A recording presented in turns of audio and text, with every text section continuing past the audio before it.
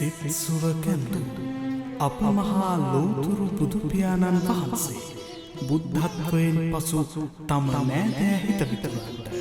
දහම් පණිවිඩය රැගෙන සිය ජන්ම දේශයේ කිඹුල්වත් නුවරට වැඩම කොට සදහම් දෙස බොහෝ දනන්ගේ සිත් ඒකාලෝකමත් කළ පින්බර සිදුවීම් පෙළකට එළිය දුන් මැදින් පොහෝ සඳ මේ මැදින් පුන් පොහෝදා මහබෝහිමියන් සිසිකිරණින් තෙමාලන්නට අහස් ගැබට වඩින වගයි. අටමස්ථානාධිපති නාහිමිපාණන් වහන්සේගේ අනුශාසනා පරිදි මෙවර පෝදාබෝ මළුව සදහම් සැරි ඔබ වෙනුවෙන් දියත් වන වගයි.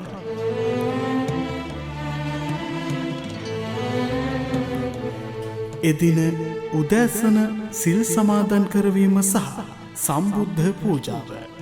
බෝමළුව විහාරවාසී ශාස්ත්‍රවේදී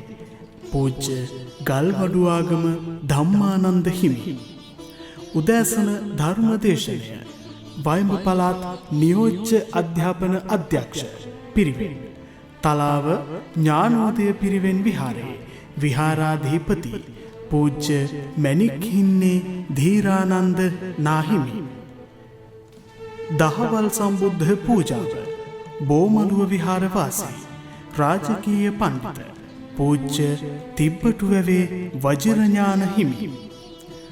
ජාතක කතා ධර්මදේශනය බෝමළුව විහාරවාසී රාජකීය පණ්ඩිත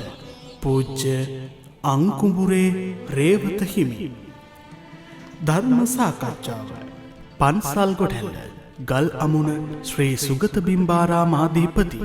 ශ්‍රී ලංකා භික්ෂු විශ්වවිද්‍යාලයේ බෞද්ධ හා පාලි අධ්‍යයන අංශයේ ආධුනික කතිකාචාර්ය ශාස්ත්‍රපති පූජ්‍යපාද ගිරාඳුරු කෝට්ටේ ශාසන රතන හිමි ආචාර්ය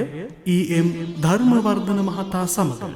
ආචාර්ය වඩුගේ කරුණාරත්න මහතා දහවල් ධර්මදේශනය දකුණු හුරුළු පළාතේ ප්‍රධාන සංඝනායක පූජ්‍ය මහරඹෑවේ ජිනරතන හිමි සිල් පවාරණය සවස ගිලන්පස සම්බුද්ධ පූජාව සහ බෝධි පූජාව බෝමළුව විහාරවාසී රාජකීය පණ්ඩිත පූජ්‍ය අංකුඹුරේ රේවත හිමි ඒ සදහම් ගඟුලේ ඔබත් ගිලී සැනසෙන්නට මහබෝ සෙවනට පැමිණෙන්න